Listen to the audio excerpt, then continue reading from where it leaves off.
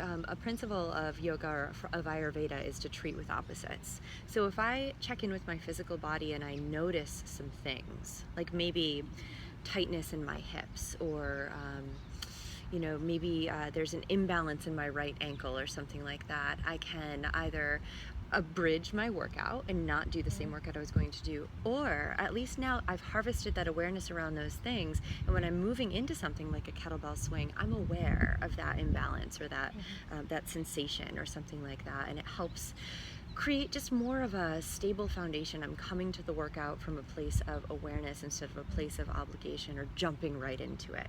I've taken a moment, I've stepped back, I've asked myself how I feel, what I need, and I've moved forward into the workout with that awareness. And it's just because it's important, especially when you start to go into distance, to find ways to tether to the present moment and not get bored on the road or on the trail.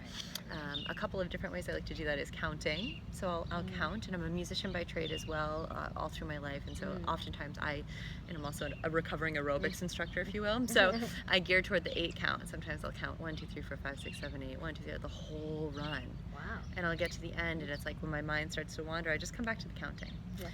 Another way that I'll do that is choreographing the numbers with the steps. So sometimes I'll count my steps, or choreographing my breath with my steps. So finding out how many steps it usually takes to inhale, how many steps it usually takes to exhale. And something that, for people that go for time, this might sound a little counterintuitive because it can slow you down. But another thing that I play with in order to stay in that point of awareness and not pushing over my edge into the pain zone is to practice breathing through the nose the whole time. So that can get challenging. Yeah. You mean the fill through your nose and then exhale through your nose as well? Yeah, try doing the whole thing, or I start with a mile.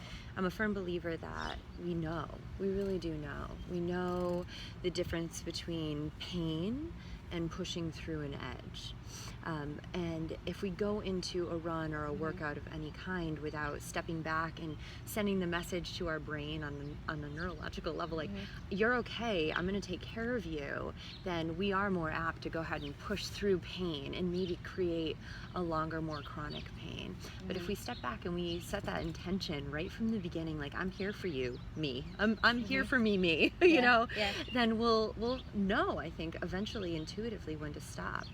Another thing, just professionally and personally, I don't think that yoga or a workout or a run should ever hurt. It should never hurt.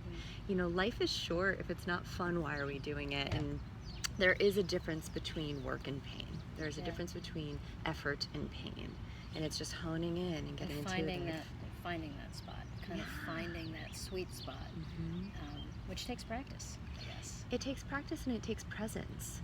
It takes practice and it takes presence. If we are in a run, or if we're in a weight training session or a kettlebell training session, and we're distracted, if we're thinking about the future, or if we're worrying about the past, oh, I only did 15 last time, I hope I can do 20, or only 20 more to go, we are no longer in the present moment. It's a matter of finding that fulcrum and balancing over it. That creates presence, and in that presence we have awareness, and in that awareness we have safety, and we have self-love, and we won't hurt ourselves.